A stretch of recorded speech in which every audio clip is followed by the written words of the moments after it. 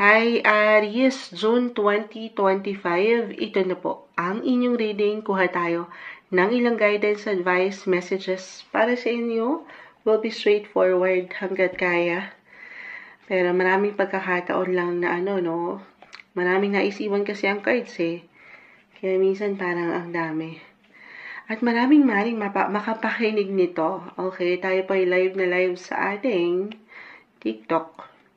Patawarin nyo sa aking boses dahil medyo sinisipon tayo. Pero laban natin to kasi ang dami ko pang readings. Oo, so kailangan papasok na naman ang bagong buwan.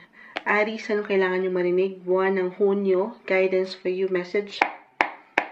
Para sa mga taong ito na maring makapakinig, Aries, June 2025. Okay. Ang dami. Kumpul sila. Isa-isahin natin. Guys, huwag kayong mag-alala. Mapapanood nyo rin naman ito. Hindi ko na ilalatag dyan sa harap ang lahat. Dito na lamang. Ten of Swords, Reverse, the Knight of Pentacles, the Hangman, Reverse, the Magician. Hopefully, you can be part of our subscription. Pwede kayong magtanong. Okay. The Three of Swords. Seven of Swords. Six of Cups. Reverse. Aries.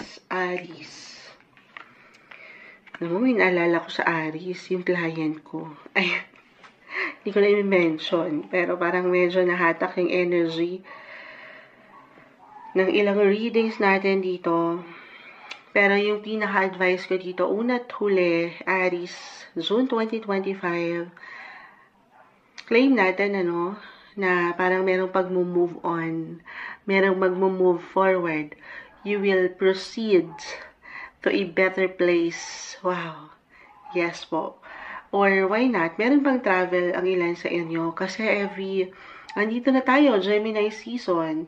At kapag Gemini season, nag-highlight ang inyong mga third house of travel, especially short trips or transportation. Meron bang pagbiyahe? It doesn't matter naman kung ito ay long or short distance travel. Pero marahil ito yung paraan ng ilan, meron talagang pag-move.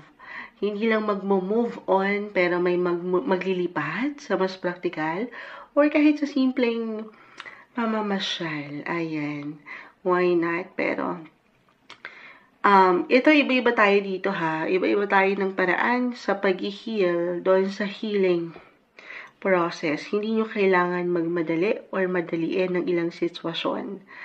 Napaka-importante to take it easy, take everything one day, one step at a time. At nakikitaan ko dito na talaga namang merong mga bago or pagbabago kayong pwedeng maramdaman. Ngayon pa lang. For some of you, hindi ito kailangan mag-apply agad-agad sa'yo, Aries.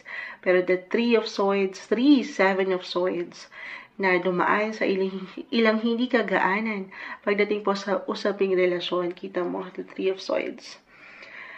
May tatlong espada dito na nakatusok. Ayan, pakita natin sa live. Guys, pabalikan ko kayo ha. Sana maging part po kayo ng ating subscription. Kung saan, once a week magla-live tayo dito. Ayan. Meron bang ilan sa inyo na dumadaan right now sa heartache, heartbreak, or meron ba talagang nasa isang third party, third wheel situation? Again, just only take what resonate. Hindi kailangan mag-apply po agad-agad sa iyo. Reversal ang enerhiya, maring ikaw itong naloko, the Seven of Swords, niloko, yan po alam ko, hindi madali, diretso tayo. Merong ilang pinagdadaanan, pero una pa lang, sabi ko sa inyo, inuna natin yung magandang messages, Aries, that you will move forward. You will move on at mas better and wiser version 2.0. Aries ang aangat ngayong June. Gusto niyo yon?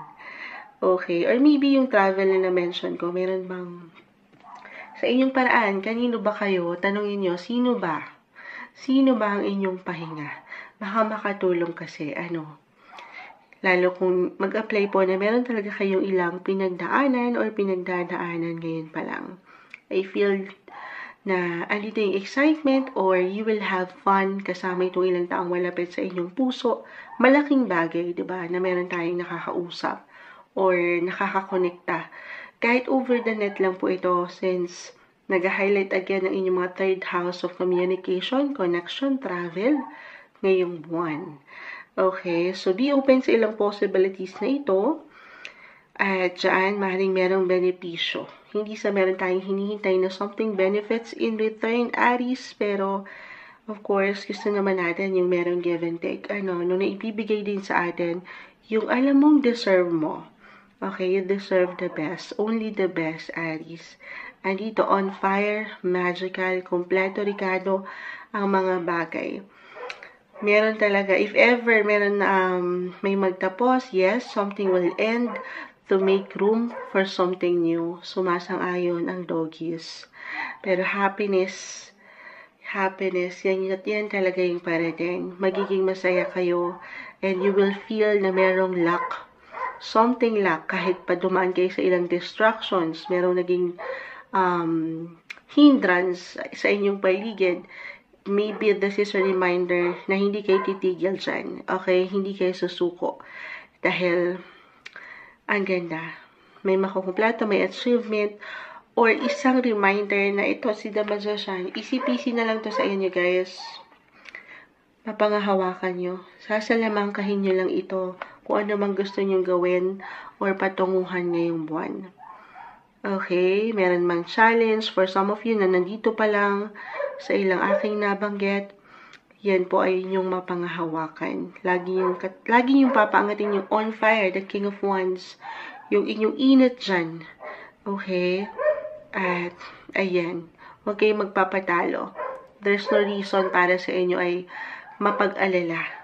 Tulungan lang din ang sarili kasi sabi ko nga, may healing at sa part na yan, physically, mentally, emotionally, walang higit na makapag-aalaga sa atin. Una't huli, kundi ang inyong mga sarili. More on self-care and self-love. Yan yung umaangat na messages para sa inyo. Ngayong buwan ng June 2025, patawarin po sa ilang ingay para sa inyo, Aries.